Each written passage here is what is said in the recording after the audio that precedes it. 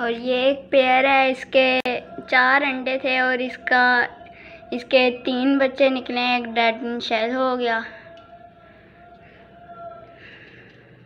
आप देख सकते हैं इसके अंदर बच्चे।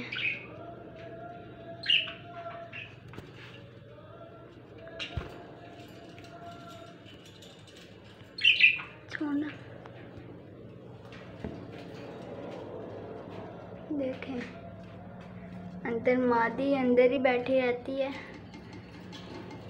मादी बाहर नहीं निकलती।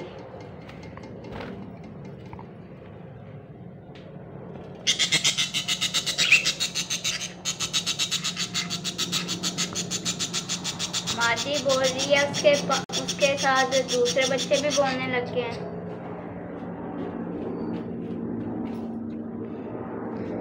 तो फिर आज के लिए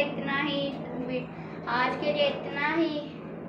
आपको वीडियो अच्छी लगी है तो लाइक कीजिए, शेयर कीजिए और कमेंट करके बताना कि बच्चे कैसे लगे आपको। अल्लाह हाफ़िज़।